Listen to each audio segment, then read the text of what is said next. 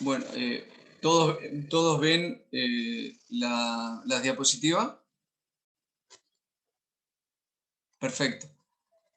Bueno, entonces fíjese que el término que yo le puse es metabolismo óseo mineral, porque hoy vamos a hacer una introducción, generalidades, y luego vamos a ver las alteraciones que comprometen el manejo del calcio, del fósforo y del magnesio para la próxima clase.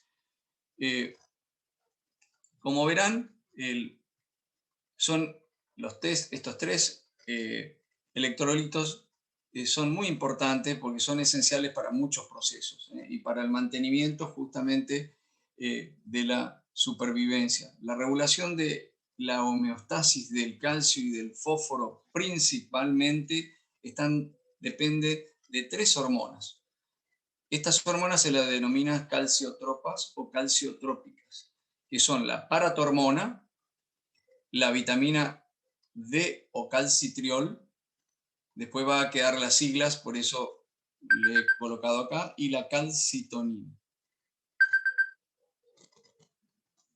De manera que esto se maneja, como se conoce con endocrinología, como un sistema hormonal con acciones endocrinas.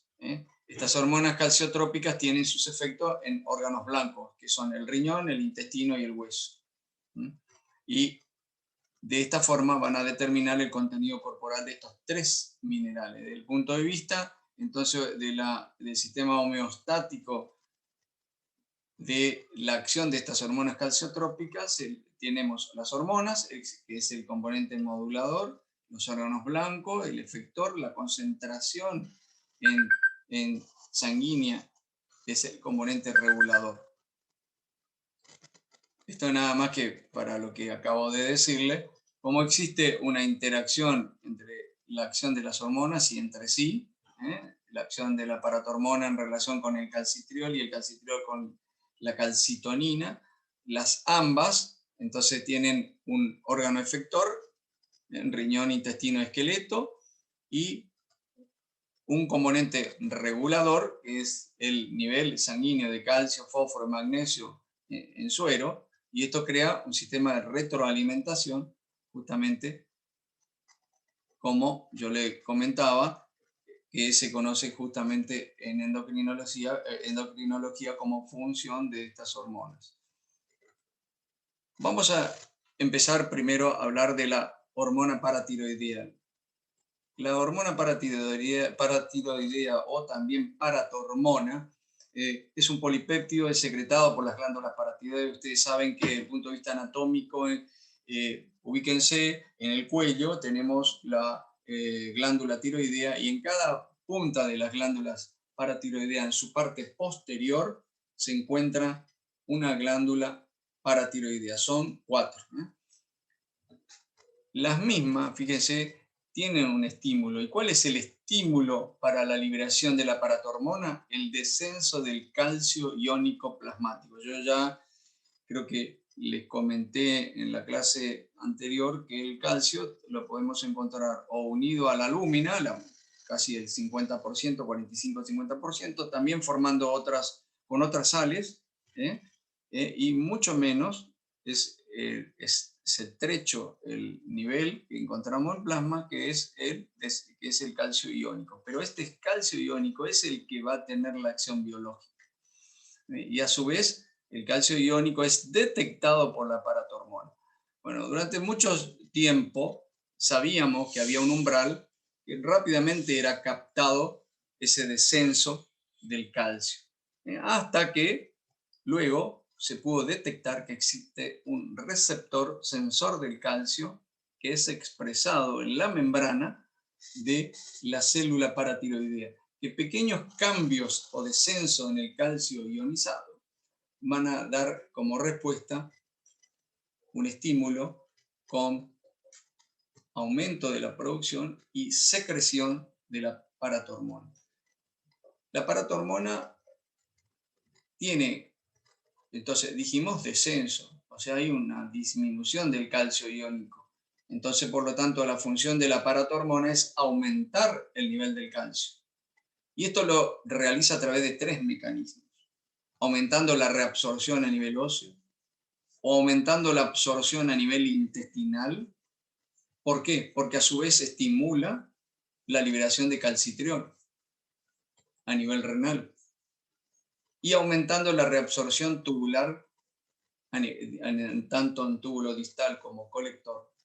De manera que en el riñón, por un lado, aumenta la reabsorción de calcio, pero por otro lado, otra de las acciones importantes que tiene la paratormona, y sería una de las más importantes, sobre todo en aquellos pacientes en los cuales presentan deterioro de la función renal, cuando cae la función renal, los solutos de mayor tamaño, entre ellos el fósforo, ya no se excreta como anteriormente cuando la función estaba intacta. Entonces, cuando se ve que hay un deterioro de la función renal, justamente la paratormonas va a actuar provocando fosfaturia, porque su acción a nivel del túbulo es provocar la pérdida de fósforo, siempre y cuando los niveles de fósforos se hayan modificado. ¿Cómo lo hace? Disminuyendo la reabsorción tubular de fósforo. Estas son las tres funciones que tiene. Esta es la última, le he comentado sobre el fósforo, pero las tres importantes para mantener el nivel de calcio cuando hay descenso del calcio ionizado son por reabsorción ósea, absorción intestinal y reabsorción tubular. La secreción de la paratormona también está regulada. Dijimos que hay un mecanismo de retroalimentación. El calcitriol. El calcitriol, cuando ya el calcio volvió a sus niveles normales, dijimos que provocaba un estímulo aumentando la secreción de calcitriol a nivel renal para que absorba más calcio a nivel intestinal. Pero cuando el calcio se normaliza, el calcitriol se encarga de inhibir o frenar la liberación de paratormona porque el objetivo se logra. Y segundo, fíjese, ahí entra, por eso le he comentado en el tercer punto a nivel renal, el aumento del fósforo, causa hiperfosfatemia, aumento del nivel de fósforo a nivel sanguíneo. Esto estimula la secreción, producción y secreción de paratormona. Pero lo que más le quiero comentar es que la función justamente del fósforo, esto es muy importante, sobre todo para los que hacemos nefrología, pero aún también en la población normal, porque se vio que cifras elevadas de fósforo en pacientes con deterioro de la función renal es un factor independiente de mortalidad. Entonces, fíjense la importancia que tiene en esta patología, en deterioro de la función renal, la paratormona. Bueno, nada más que en esta imagen lo único que vamos a...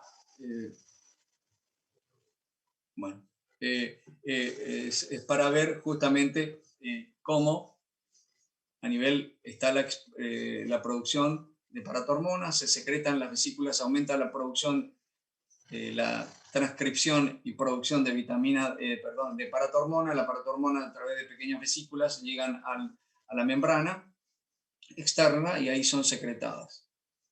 La paratormona tiene su acción a través de sus receptores, que lo podemos encontrar a nivel de los túbulos renales, aumentando la reabsorción de calcio y disminuyendo la reabsorción de fósforo.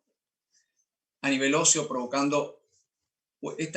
La paratormona juega un papel muy importante en el metabolismo óseo, en la formación ósea. ¿Por qué? Porque tiene receptores que van a ocasionar justamente un aumento de la reabsorción ósea. Esto es muy importante porque tanto en mujeres como en varones los niveles de paratormona pueden estar alterados si cuando la persona tiene deterioro de la función renal, entonces habrá un mayor aumento en ese caso, un mayor aumento de la reabsorción ósea, que va a llevar a la osteoporosis. Y por otro lado, fíjense también receptores a nivel intestinal a través de la acción, esto en forma indirecta, a través de la acción del calcitriol, provocando la mayor reabsorción de calcio, pero también de fósforo. Siempre recuerden ese, también aumenta la reabsorción del fósforo a nivel intestinal, el calcitriol. Bueno, esto nada más que para recordar cómo es la estructura del receptor de calcitriol a nivel de estos órganos. Pero fíjense que cuando el calcio vuelve a la normalidad, justamente frena el estímulo al receptor del calcio, y el sensor entonces del calcio toma ese estímulo y frena la producción de paratormona y su posterior secreción.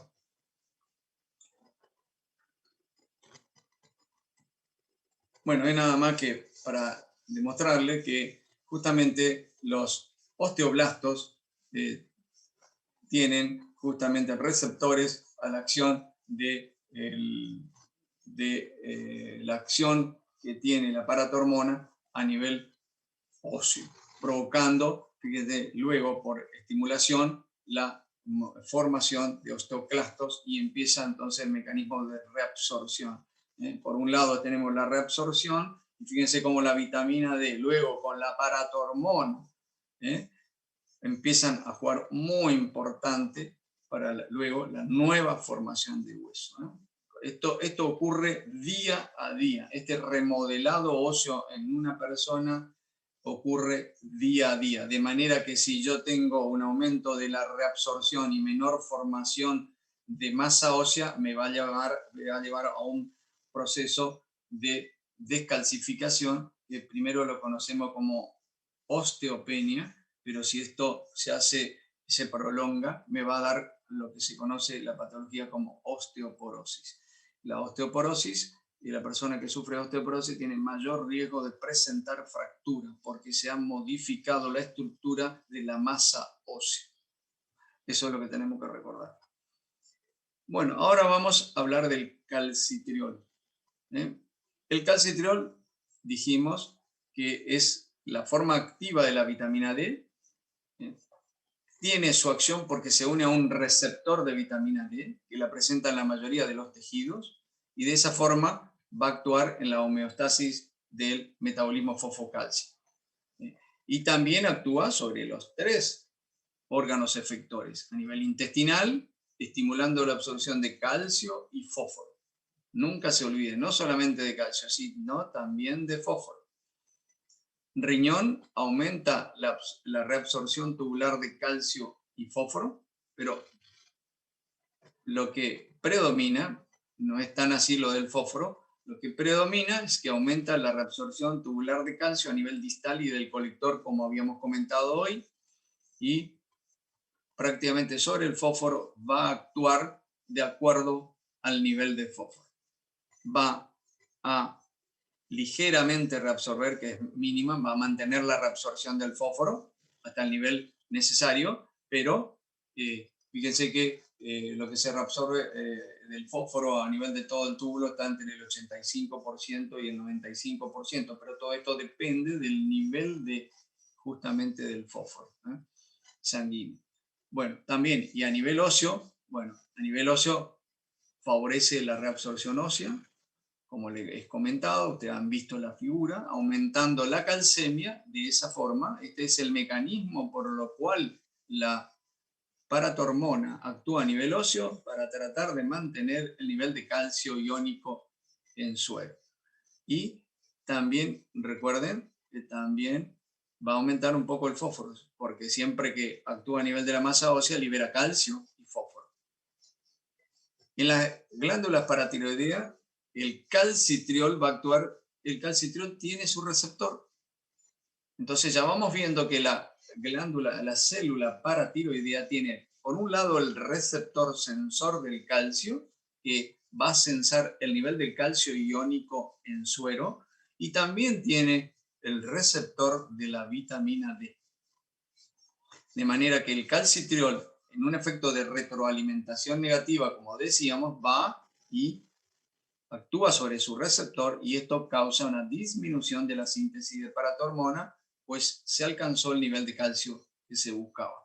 La formación de calcitriol a su vez es estimulado por la paratormona, porque cuando tenemos que el calcio disminuye en suero, acuérdense, se estimulaba rápidamente la secreción de PTH y rápidamente la PTH actúa a nivel renal estimulando la producción de calcitriol para que por un lado la paratormona a nivel óseo libere calcio y fósforo aumentando la reabsorción y para que a nivel intestinal justamente el calcitriol aumente la captación o reabsorción de calcio y fósforo.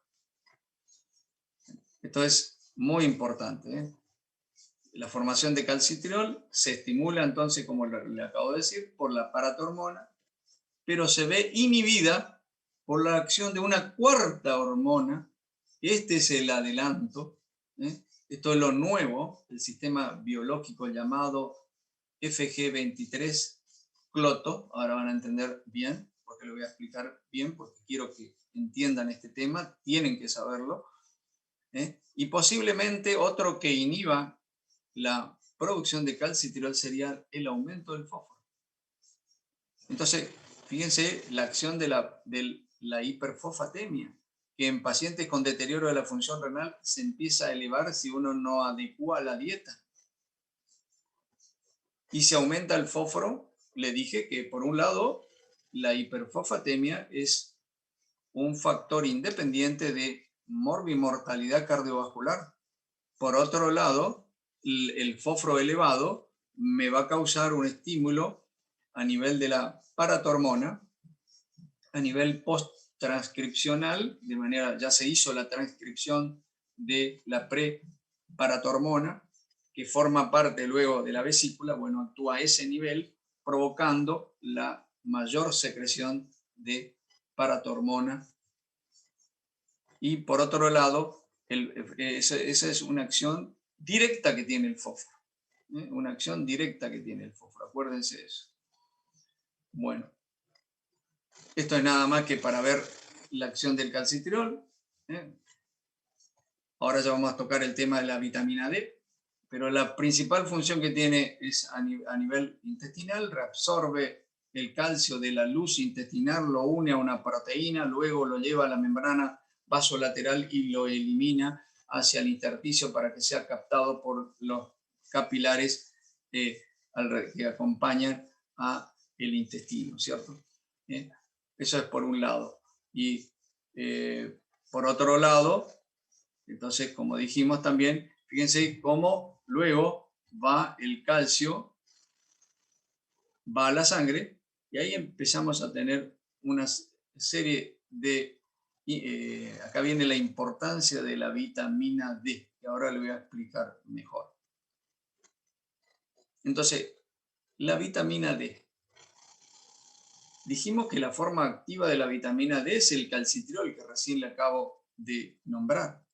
Pero para que se forme calcitriol tiene que haber vitamina D. La vitamina D recibe el nombre de calcidiol. Tanto el nivel de vitamina D como el nivel de calcitriol se pueden medir en sangre. Lo que pasa es que la vitamina D es la que más se utiliza su nivel en suero porque dura más tiempo. En cambio, cuando uno quiere determinar el calcitriol, solamente tiene 3 a 4 minutos. Entonces, más difícil, es un estudio un poquitito más engorroso para determinados tipos de laboratorio, ¿cierto? Bueno, ¿cómo se forma la vitamina D? La vitamina D tenemos que saber que existen dos formas: el ergocalciferol o vitamina D2 y el colecalciferol o vitamina D3. En el hombre la mayoría de la vitamina D, ¿de dónde deriva? De la transformación cutánea a través de los rayos ultravioletas de tipo B que atraviesan la dermis a nivel sanguíneo, vascular, encuentra debajo de la dermis las 7 de hidrocolesterol y lo transforma en colecalciferol por la acción justamente de los rayos ultravioleta de tipo B. ¿Cómo actúa? Estos rayos ultravioleta van a actuar sobre el anillo, abren el anillo B del 7D hidrocolesterol, formando el precolecalciferol, sería la previtamina D. Inestable y rápidamente, por eso se convierte en colecalciferol. Bueno, ahí sí tenemos vamos a decir, el precursor de la vitamina D, porque la vitamina, que es lo que vamos a medir, esto no es lo que medimos. El colecalciferol, a medida que se fue formando, pasa al extracelular, pasa al lecho vascular, se une a nivel vascular con una proteína transportadora de vitamina D y de esa forma viaja hacia el hígado. Y en el hígado va a sufrir una primera hidroxilación. Ahora volviendo un poquitito a las dos formas de vitamina D, D2 y D3. ¿Por qué? Porque también provienen de los alimentos y pueden provenir de origen animal, alimentos de origen animal, es D3, da D3, colecalciferol, o vegetal, da D2, ergocalciferol. Pero para ejercer sus acciones necesita justamente pasar por el hígado y posteriormente por el riñón para sufrir las dos hidroxilaciones. Y ahí recién se transforma en la vitamina D activa. Se van a preguntar, ¿y cuál es más importante? Tanto la vitamina D2 como la vitamina D3 se forman luego, pasan al hígado y transforman o forman el colecalciferol rápidamente. Sí, bueno, está demostrado que la de origen animal es la que más rápidamente, la D3 es la que más rápidamente va a formar colecalciferol que el ergocalciferol. Por eso que hoy en día, justamente, y más en estos momentos que estamos pasando con la pandemia, justamente lo que se utiliza es el colecalcífero, pero como suplemento, como medicamento. Ahora le voy a explicar también el por qué. Bueno, volvemos a la vitamina D, que se llama calcitriol. Esto es lo que vamos a medir los niveles en sangre. Pero para poder medir el colecalciferol, que fue unido con su proteína transportadora, lo lleva al hígado y en el hígado sufre la hidroxilación en la posición 25 de la molécula por acción de la enzima 25 hidroxilasa del hígado y me transforma el colecalciferol en 25 hidroxivitamina D o colecalciferol, 25 hidroxicolecalciferol o 25 hidroxivitamina D. Esto es lo que nosotros conocemos como calcidiol y esto es lo que vamos a medir el nivel de la vitamina D en sangre. Luego que se formó la 25 hidroxivitamina D, también se une a la proteína transportadora nuevamente y esta proteína la va a transportar al riñón. En el riñón, cuando llegue a nivel del túbulo renal proximal, va a sufrir la segunda hidroxilación en la posición 1 mediante la enzima 1-alfa hidroxilasa que se encuentra en el túbulo renal proximal, dando sí la forma activa, que conocemos como 1,25 dihidroxicalciferol o 1,25 dihidroxivitamina D, llamada también calcitriol. Y esta nosotros ya la conocemos como una verdadera hormona. ¿Por qué es una hormona? Porque tiene acciones endocrinas y paracrinas. Y además, la mayoría de las células del organismo tienen receptores de la vitamina D para que la misma pueda ejercer su acción. Pero en el riñón también se produce la 24-25 dihidroxivitamina D por la acción de otra enzima, la 24 hidroxilasa. Pero esta forma es mucho menos activa y su papel biológico no es tan claramente definido como el de la hormona vitamina D. Bueno, fíjense, una vez que actuó la vitamina D, ¿cómo se inactiva? ¿Se inactiva dónde? En el hígado, por un proceso de glucoconjugación y sulfoconjugación. Prácticamente en su totalidad será eliminada por vía biliar y entra en el circuito enterohepático que conocemos para poder ser eliminado a la luz del intestino. Las acciones de la vitamina D son múltiples, ahora lo voy a remarcar, pero esas acciones las realiza a través de su unión a un receptor específico que pertenece a la superfamilia de los receptores nucleares hormonales, que es el receptor de la vitamina D, que como bien le dije, se encuentra en la mayoría de las células de nuestro organismo. De ahí viene que es una hormona, porque tiene otras acciones. Fíjense, todos, por ahí, si yo le preguntaba, la mayoría puede ser que me contestaban que la acción de la vitamina D era sobre actuar específicamente sobre el metabolismo óseo mineral, pero tiene otras acciones que nosotros denominamos pleiotrópicas, es decir, que son otras acciones más supernumerarias que la acción, es decir, que la acción a nivel óseo mineral no es la única y la más importante, tiene otras muy importantes.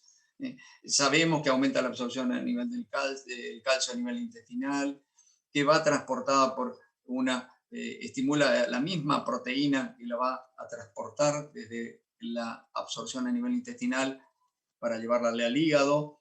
Aumenta también, fíjense, la reabsorción del fósforo, aumenta la reabsorción renal de calcio y fósforo, como habíamos visto, pero también, fíjense, otra acción, actúa como agente antiproliferativo en cultivo de células tumorales, entonces tiene una acción antineoplásica.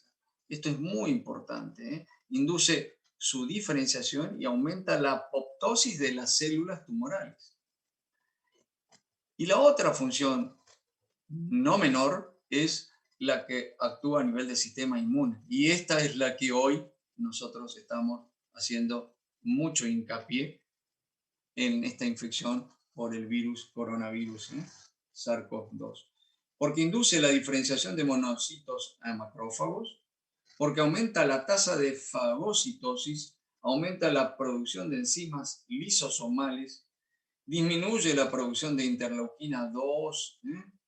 Acuérdense que esto me gatilla el proceso de inflamación. Aumenta la interleuquina 10.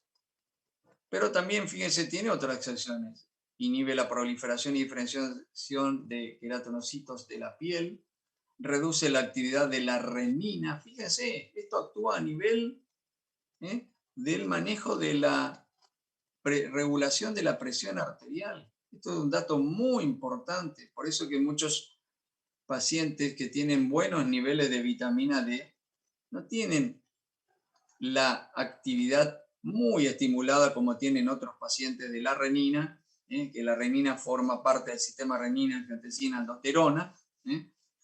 Por lo tanto, esto juega un papel muy importante en la hipertensión. Otra acción pleiotrópica que tiene justamente la vitamina D. Y esto también juega un papel ahora en esta infección actual de la pandemia. Y la tercera hormona que tenemos que conocer, que forma parte de las hormonas calciotrópicas que manejan el calcio y el fósforo, es la calcitonina. ¿Qué es la calcitonina? Es un polipéptido sintetizado por las células de tipo C a nivel tiroideo. ¿Y cuál es su principal acción? Inhibir la reabsorción ósea provocada por el osteoclasto, que trae como consecuencia la disminución de calcio sérico. Por lo tanto, ¿cuál es el estímulo principal para la liberación de calcitonina? Sin ninguna duda, el aumento del calcio en sangre. La hipercalcemia es el principal estimulante. Esto es para que vean cómo la calcitonina va a hacer su acción de disminuir el nivel del calcio en un paciente con hipercalcemia. ¿Cómo? Actúa a nivel renal. ¿Qué hace? Disminuye la reabsorción de calcio. Por lo tanto, aumenta la excreción de calcio en la orina. A nivel óseo, ¿qué hace? Promueve el depósito de calcio, inhibiendo la acción de los osteoclastos y estimulando a los osteoblastos, a la maduración de los osteoblastos. ¿Qué hace la calcitonina a nivel intestinal? Inhibe la reabsorción de calcio por los intestinos. Y esto es muy importante porque a nivel sanguíneo va a bajar el nivel del calcio. Esto es muy importante. Estas son las acciones principales por la cual, gracias a la misma, la calcitonina reduce el nivel justamente de calcio en sangre. Fíjense, la calcitonina también puede ser liberada en cantidades importantes en pacientes que tienen carcinoma medular y un exceso de la liberación de la calcitonina. Tenemos que recordar eso. En pacientes que justamente han sido tiroidectomizados, es decir, han sido operados de la glándula tiroides, puede haber un defecto en la calcitonina. Esto debemos recordar. ¿Cuál es la utilidad terapéutica de la calcitonina? Bueno, por un lado dijimos, sin ninguna duda, en la hipercalcemia. Disminuye los niveles del calcio, sí, pero tiene otras acciones. Fíjense, inhibe la reabsorción ósea y gracias a eso se puede utilizar en los pacientes que tienen osteoporosis, sin ninguna duda, inhibiendo la reabsorción y de esa forma disminuyendo, que disminuya la masa ósea. Y en la enfermedad de Paget. Y fíjense, se ha visto también un efecto analgésico en pacientes que tienen un daño óseo muy importante, que ha llevado a una disminución tan importante de la masa ósea que se produce un aplastamiento vertebral. Metástasis osteolíticas provocadas por metástasis por neoplasias, que tienen su acción a nivel óseo, y una extremidad fantasma. Bueno, este es el dolor que sufre en aquellos pacientes. Parecería ser que los pacientes que sufren la amputación de un miembro, por ejemplo, miembro inferior, esos pacientes siguen sintiendo el dolor de su extremidad. Bueno, este acto tendría un efecto analgésico en esos pacientes. Por eso ese nombre que he puesto acá. Pero acá vamos a los últimos adelantos. Nosotros pensábamos que el metabolismo, fíjense, en los últimos años los avances fueron muy importantes en el manejo de la homeostasis mineral. Y esto tuvo mucha implicancia en la fisiopatología de muchas patologías, y una de ellas, sobre todo, la de la enfermedad renal crónica. ¿No? Y esto fue muy importante, porque de pasar el manejo de la homeostasis mineral todo centrado en el calcio y un poco menos en el fósforo, un poco menos en el magnesio, acá se centra el fosfato, el fósforo, que considerado hace mucho tiempo era secundario, supeditado al movimiento del calcio, incluso regulado por las mismas hormonas, la PTH y la vitamina D. Y acá sí, porque emerge siendo en la actualidad elemento crucial el fósforo en el desarrollo del hiperpara secundario en la calcificación vascular. Es decir, el avance y el conocimiento de este factor llamado FGF23 o fosfatonina, que centra su acción en el fósforo, ha sido el elemento crucial en poder comprender el desarrollo o la fisiopatogenia del hiperpárate secundario. Nosotros antes del conocimiento del FG23 teníamos clarísimo cuando lo estudiamos que cuando existía un paciente con deterioro de la función renal, si hay daño de su intersticio, se dañan los túbulos. Si se dañan los túbulos a nivel proximal, se liberan en ese lugar una hormona, que es la eritropoyetina, que van a tener los pacientes de anemia. ¿Y qué otra cosa? También se forma ahí la 1-alfa hidroxilasa, que es la encargada de activar la vitamina D. Si no hay activación de la vitamina D, ese paciente no va a tener calcitriol. Cae el calcitriol. Si cae el calcitriol, ¿qué pasa? Si cae el calcitriol, no hay reabsorción de calcio a nivel y fósforo, pero sobre todo calcio a nivel del intestino. Por lo tanto, estos pacientes tienen, como un dato en la bioquímica rápido que van a tener cuando el descenso de la función renal se va prolongando en el tiempo, van a tener hipocalcemia. ¿Qué va a hacer la caída del calcio iónico? Va a estimular el sensor del calcio de la célula paratiroidea para mayor formación y secreción de paratormona. ¿Qué va a hacer la paratormona? La paratormona va a provocar un estímulo del calcitriol, lo cual no lo puede hacer totalmente. Entonces empieza a haber una resistencia a la acción de la paratormona porque le está faltando la vitamina D. Como yo le dije hoy, este dúo es muy importante para la formación de masa ósea y para acción en forma por estímulo directo a mayor producción de vitamina D a nivel, la acción de la vitamina D va a faltar a nivel intestinal. Fíjense, la familia de los factores fibroblásticos comprende 22 polipéptidos. Esta familia está formada por 22 polipéptidos y se agrupan en 7 familias, son varias familias. Acá lo vuelvo a recalcar. Y se llama factor de crecimiento fibroblástico o FGF23. Factor de crecimiento fibroblástico.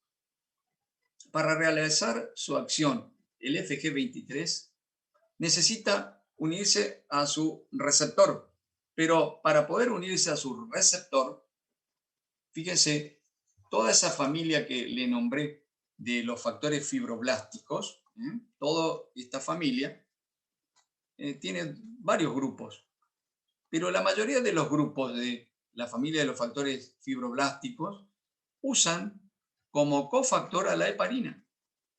Sin embargo, el factor de crecimiento fibroblástico FG23, el FG21, el FG19, que son del mismo grupo, usan, pero preferentemente el FG23 sin ninguna duda, es el único, actúan sobre receptores de los factores de crecimiento fibroblástico, que son 4, van del 1 al 4. Bueno, pero para poder unirse a su receptor, el FG23 necesita de un cofactor que no es la heparina, sino es la proteína denominada cloto. Ahora vamos a saber por qué se le ha puesto este nombre. El FG23 es una proteína secretada y producida, fíjense, por las células del hueso, tanto osteocitos como osteoblastos, y que ayuda justamente el FG23 a la maduración del osteoblasto. Y forma parte del llamado eje hueso-riñón, que es el nuevo paradigma. Fíjense, gracias al descubrimiento de esta nueva proteína, esta nueva hormona, nosotros hemos podido conocer que existe un eje, ese es el nuevo paradigma del eje hueso-riñón. ¿Cuáles son las funciones del FG23? Rápidamente, son dos muy importantes. Uno, inhibe la reabsorción renal de fosfato a nivel del túbulo renal. ¿Tiene efecto fosfatúrico semejante a la paratormona? Sí. Inhibe al calcitriol, hoy ya le comenté. Justamente el FG23 inhibe la producción de calcitriol, cosa que es contrario al efecto de la PTH. La PTH estimulaba la producción de calcitriol, que en forma indirecta, gracias al calcitriol, se reabsorbía o absorbía más calcio a nivel intestinal. Y por último, fíjense, regula la síntesis y secreción de paratormona. Sus acciones, las acciones del FG23, se van a realizar a través del extremo C-terminal, porque ese es el que se va a unir al receptor tipo 1 para los factores de crecimiento FGFR1, pero con su cofactor, que es el cloto. Estos forman un binomio. La proteína cloto actúa como correceptor porque de esa forma aumenta la afinidad de este receptor por el FG23. Este complejo se encuentra tanto en el túbulo renal, en la glándula paratiroidea y en el plexo coroideo. Acá estamos, nada más que para que vean, el lugar de formación del FG23 y sus diferentes acciones. Por un lado, va a inhibir justamente la reabsorción de fósforo, de esa forma, sobre justamente el receptor, va a actuar sobre el el canal donde se reabsorbe sodio, fósforo, perdón, y sodio. Este es un tipo, después ya vamos a hablar de esos tipos de correceptores que van a favorecer la reabsorción del fósforo. Entonces actúa a ese nivel, no lo deja reabsorber y por eso es que aumenta la excreción de fósforo y tenemos fosfaturia. Esa es una de las primeras acciones que tiene el FG23. Por otro lado, dijimos que inhibe la producción de calcitriol, otra acción muy importante del FG23. Por otro lado, también va a actuar sobre la célula paratiroidea, disminuyendo la secreción de PTH. Todas estas acciones tienen por objetivo, fíjense, bajar el fósforo. No estamos hablando del calcio, acá estamos centrados al fósforo. Las tres acciones están centradas a disminuir la concentración del fósforo a nivel del suelo. ¿Por qué? Al correceptor del FG23 se lo denomina cloto. Bueno, esto es porque justamente un japonés en 1997, Kuro Oshima, identifica a cloto y le pone este nombre a ese gen, como un gen inactivo que estaba en ratones transgénicos. ¿Por qué el significado de cloto? Porque según la mitología griega, fíjense por qué se lo denominó cloto. La mitología griega decía que el hombre al nacer, su destino estaba trazada por las tres diosas, o moiras, hijas de Zeus y Temis. Eran las que justamente le iban a regular la vida a cada mortal o a cada persona nacida. Una de ellas, de las diosas, se denominaba Cloto, era la reina de la belleza, que hilaba el hilo que después se enrollaría y acabaría cortándose, delimitando la fecha de muerte justamente del mortal, de esa persona. Entonces, ¿cómo descubrieron? Los ratones homocigotos para ese transgen no expresaban cloto, no presentaban este correceptor. Entonces, ¿qué les pasaba a esos ratones? Desarrollaban un envejecimiento prematuro. Fíjense que ellos generalmente viven entre 12 semanas aproximadamente, pero en la cuarta semana adquirían un fenotipo muy similar al fenotipo cuando una persona humana va envejeciendo con el tiempo. Y rápidamente llegaban a la muerte a la 9ª semana, por ausencia de cloto. Asociado a este fenotipo, estos ratones presentaron alteraciones bioquímicas con incremento de fósforo, calcio, vitamina D. 3 años después del descubrimiento de cloto, se descubre el factor fibroblástico 23. Así fue la historia justamente del descubrimiento de esta nueva hormona. Bueno, fíjense, ahí se descubre y se conocía que su origen era a nivel óseo. Fíjense, curiosamente, los ratones que tenían knockout quiere decir que no expresaban el gen para la producción de FG23. Entonces ¿qué le pasaba a esos ratones? Que no tenían expresión de FG23. Tenían un fenotipo prácticamente igual a los ratones que no expresaban cloto, es decir, envejecimiento. Esta coincidencia justamente se explica con el correr del tiempo porque se pudo demostrar que para que el FG23 desarrolle sus acciones y se pueda unir a su FG receptor tipo 1, necesitaba de un cofactor, o si no, no se podía unir, que era cloto. Bueno, acá nada más que para que comprendan cómo es el receptor. Por un lado está formado por el receptor de FGFR1 de tipo C, y acá está cloto. Necesita el cloto para que de esa forma, esa expresión transmembrana del receptor o correceptor, el binomio, para que venga el FG23 y pueda desarrollar sus acciones. Esto es lo más importante. Pero fíjense, acá hay otra cosa. Esto está fuera, no forma parte como correceptor. No, porque también existe un cloto que es soluble. Una porción del cloto actúa como... Hay dos tipos de cloto, alfa y beta. El beta es el que va a actuar como correceptor, pero también existe un cloto que es soluble, que circula a nivel sanguíneo.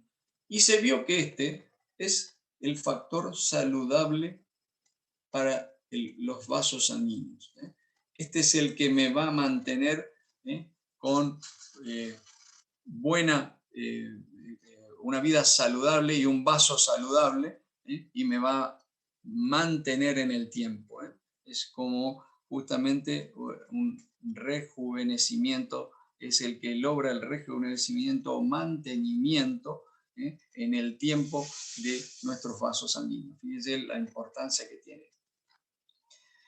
Bueno, entonces, para ir terminando, el factor de crecimiento de FG23, entonces dijimos, ahora le voy a explicar por qué, cómo logra sus acciones. Fíjense, inhibe la expresión de los cotransportadores sodio-fósforo de tipo 2 a nivel del túbulo proximal, y de esa forma disminuye, al inhibirlo, como hoy le mostré, no se podía resolver el fósforo, y por lo tanto produce fosfaturia. Disminuye o inhibe la producción de calcitriol. ¿Y cómo se hacía esta acción? Porque también disminuye la acción de la actividad de la enzima 1-alfa hidroxilasa, que se encuentra ¿dónde? En el túbulo proximal. Y aumenta la degradación estimulando a la 24 hidroxilasa. Y ahí le recuerdo que justamente hoy le dije que se formaba la hormona por hidroxilación a nivel 25 en el hígado y la segunda hidroxilación a través de a nivel 1 por la 1-alfa hidroxilasa, y ahí se formaba la 1,25 de hidroxivitamina D o calcitriol o hormona vitamina D, hormona D.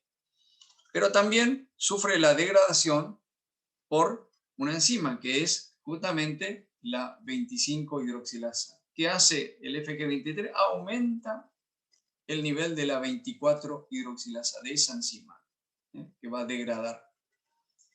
También actúa a nivel de la glándula paratiroidea. ¿Y cómo hace? ¿Cuál es la función? Disminuye la producción de paratormona. ¿Saben por qué? Porque actúa también disminuyendo, igual que cuando existe un exceso de paratormona, la célula paratiroidea empieza a perder los receptores sensores del calcio y los receptores de la vitamina D que poseen o son expresados en su membrana. En su regulación, entonces, actúa el fósforo oral, la paratormona, el calcitriol y el calcio, que estimulan la síntesis de FG23. Aumento del fósforo, la paratormona, el calcitriol, si está en exceso también lo va a estimular, pero fíjense que este inhibe el calcitriol, y el calcio también lo va a estimular, pero mucho en menor. Su estímulo es menor que lo que produce la hiperfosfatemia, que es la acción central que tiene el FG23. Bueno, y para ir terminando, hoy no va a ser prolongada como solemos hacer, pero bueno, fíjense, tanto la paratormona como la 25-hidroxivitamina actúa sobre, preferentemente estas dos hormonas, sobre calcio y fósforo. No tanto así por el magnesio. Tenemos los órganos efectores de acción de estas hormonas para que mantener la homeostasis del calcio, del fósforo, en forma secundaria del magnesio.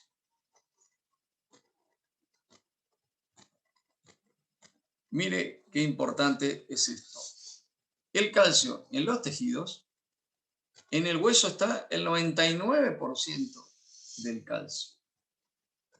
Y solamente el 1% es libre, que es el calcio, que lo encontramos formando unido el calcio unido a la alúmina, unido a otras sales, y una menor proporción, fíjense, como calcio iónico.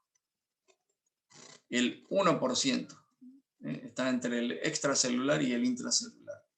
Y en el plasma lo encontramos, esto es en tejidos, y en plasma lo encontramos, fíjense, es muy pequeña la concentración, dentro del extracelular está el intravascular, no se olviden, porque la mayoría, casi el 95 y más del 95% está unido a parte a la proteína y parte, a otras sales, y hay un porcentaje que está libre, que es menos concentración. El fósforo en el hueso está el 85%.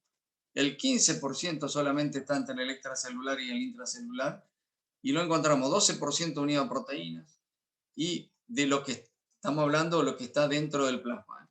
El 88% está libre y puede estar con el magnesio y con otras sales. Y por último, fíjense, el magnesio no es tan así. Solamente el 50% lo podemos hallar en un tejido, ¿no? Principalmente está en los músculos, el 50%, y en tejidos blandos. Y lo podemos encontrar el 35% unido a proteínas, 55% libre y el 10% formando como fosfato monosódico o monodisódico. Esto nada más que para tengan una imagen de los lugares donde podemos encontrar entonces cada uno y la distribución que tiene el calcio, el fósforo y el magnesio. ¿Cuáles son las funciones de cada uno de estos cationes bivalentes? Bueno, sin ninguna duda, el calcio, la mineralización y formación de hueso. Pero también actúa como cofactor de enzimas, donde en la cascada de la coagulación. También en la automaticidad del músculo y a nivel del nervio. Actúa como segundo mensajero. La contracción muscular, músculo liso cardíaco, músculo liso estriado y el liso, perdón. Y en la neurotransmisión, con secreción endocrina y exócrina. Estas son las principales funciones del calcio. Y del fósforo, como componente de moléculas y elemento del ciclo generativo de la energía nuclear. Forma parte de los ácidos nucleicos, de los fosfolípidos, sobre todo de membrana, complejo de hidrato de carbono, fosfoproteínas estructurales, cofactores y producción de energía celular. Y por último, el magnesio.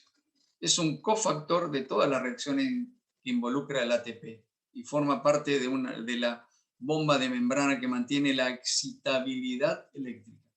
Por eso es que hablamos de los tres cationes, porque los tres cationes conforman una ecuación, la ecuación de Earth, que yo creo que ya le mostré en una de las primeras, si no fue en la primera clase.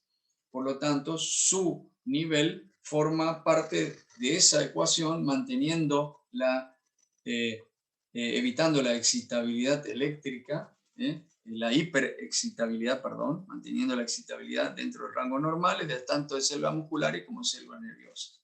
Actúa como cofactor en funciones celulares, estabilizador de membrana, metabolismo mitocondrial, en la excitabilidad neuromuscular, conducción nerviosa y en el mantenimiento del tono cardiovascular.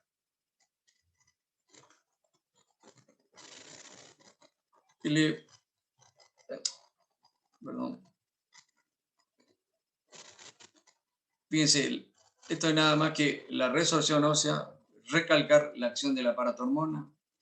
La resorción ósea tiene este destino, aumentar el nivel de calcio, pero también aumenta el nivel del fósforo.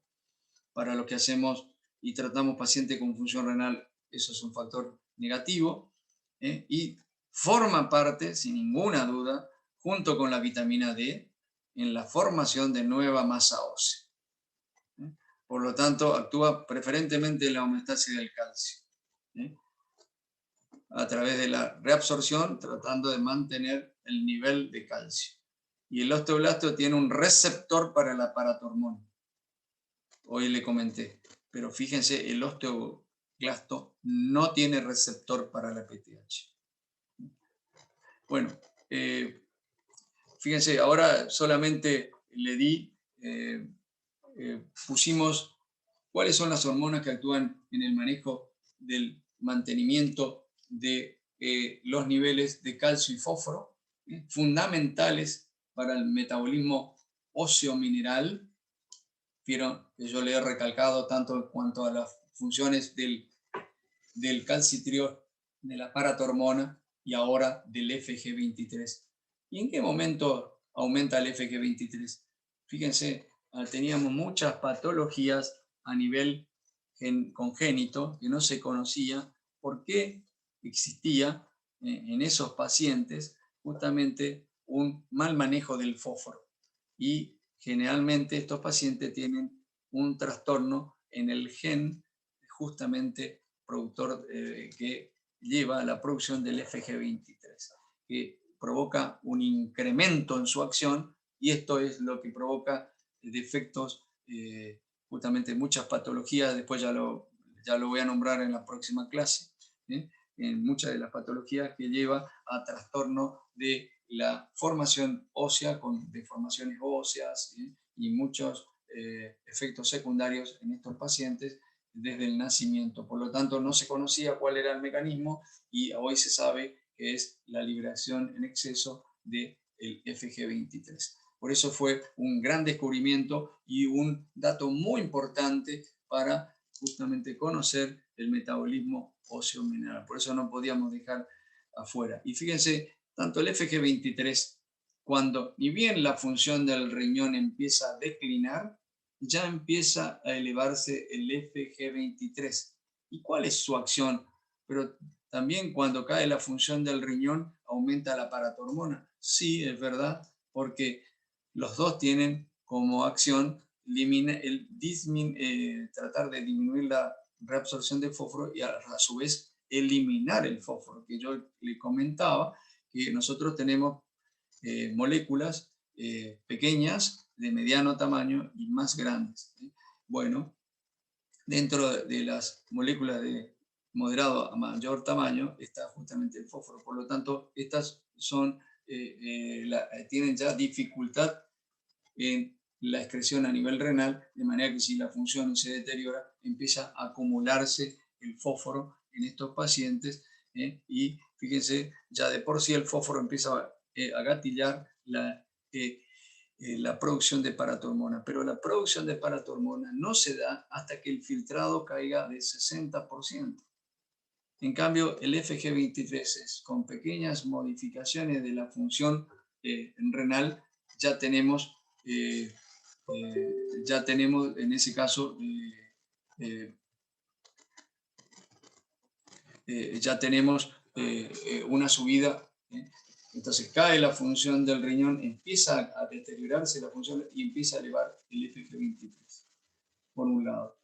Y bueno, nosotros pensábamos, listo, ahí está el motivo por el cual el FG23 me va a traer problemas. Y se acuerdan que les recalqué en una de las diapositivas que el FG23 está incriminado justamente en los problemas de cardiovasculares y calcificación vascular. Pero lo que pasa, que el motivo es que también a medida que cae la función del riñón, a medida que empieza a elevarse el FG23, también disminuye la producción de cloro. Entonces, por eso que el modelo humano más demostrable de envejecimiento y sobre todo daño vascular es la enfermedad renal crónica, porque tiene un déficit, hay una disminución, empieza a ocurrir una disminución de cloto, hay deficiencia de cloto.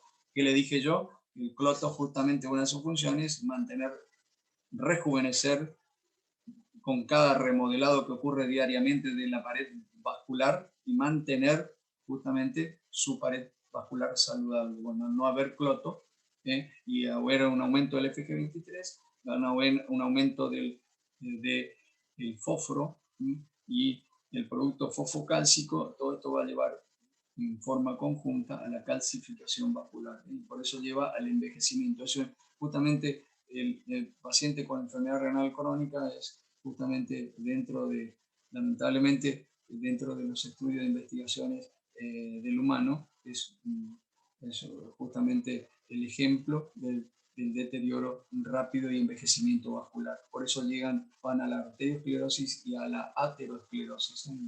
que son daños finales del remodelado vascular. Bueno, espero que esto le sirva y para la próxima clase vamos a entrar ya específicamente en encontrar todas las alteraciones.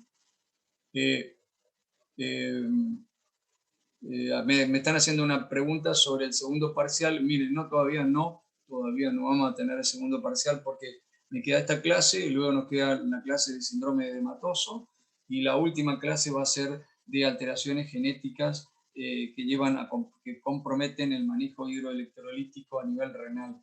Y así que yo, por eso, como yo le comentaba, probablemente sea los primeros días de diciembre el segundo parcial y ahí ya quedan ustedes preparados para ir al examen. Todo va a haber modificaciones, yo creo que Secretaría Académica va a tratar de modificar los finales para que ustedes puedan participar en diciembre y los finales también del medio interno, siempre que hayan regulado rindiendo los dos exámenes de justamente parciales, que es lo que se necesita. Por favor, alguien más que quiera consultar algo, lo puede hacer.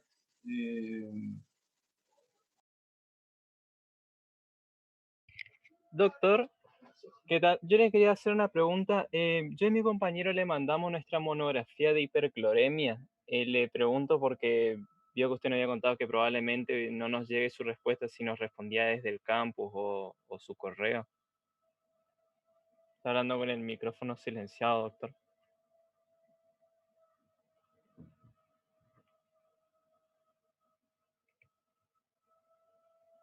Doctor, tiene el micrófono silenciado.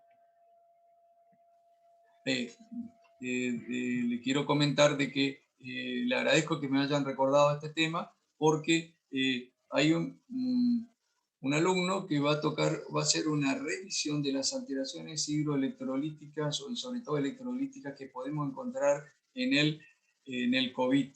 Nosotros hemos ya tenido charlas con las sociedades tanto de terapia y de nefrología a nivel nacional y bueno, ya se conoce cuáles son esas alteraciones, de manera que si el alumno después quiere en las últimas clases tocar ese tema, por ahí, fíjense, es una cosa actual y en breve tiempo lo podemos tocar y fíjense que es un aliciente para que ustedes vean cómo uno puede hacer pequeñas investigaciones de acuerdo al tema que uno busca. Bueno, y este es un tema hoy muy importante, porque trae problemas. Generalmente todos se dan en agudo, no se dan en la cronicidad, es decir, aquellos pacientes que ya han resuelto su problema agudo, bueno, esos quedan con problemas hidroelectrolíticos, no tanto, prácticamente no. Lo que se ve sí en el paciente agudo. ¿Alguien más, por favor, que quiera preguntarme? Yo a la mayoría ya le he contestado, los que otros alumnos están ya tienen su tema para investigar, muy bien, correcto.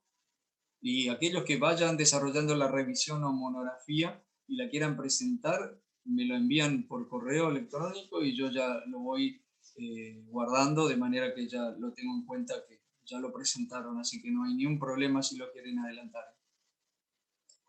No sé, ¿alguna otra pregunta?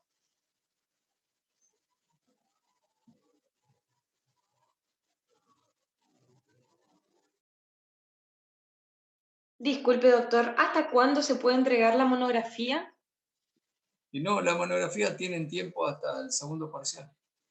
No se apuren, háganlo tranquilo. Ya le dije que tampoco tiene que ser una monografía de 4, 6, 8 hojas para nada. Tiene que ser una pequeña revisión hecha con el tema actual nada más. De lo que ustedes pudieron encontrar a través de las fuentes que han buscado, ¿cierto? A través de las cuales buscaron esos datos. Perfecto, muchas gracias. No, de nada. Bueno, también le quería inculcar un poquitito este tema porque nos gusta mucho. Es un tema muy apasionante, ha habido muchos adelantos, sobre todo con los medicamentos. Y bueno, vamos a ver si la próxima clase la puedo hacer también un poquitito amena como la de ahora con datos nuevos, de medicamentos nuevos.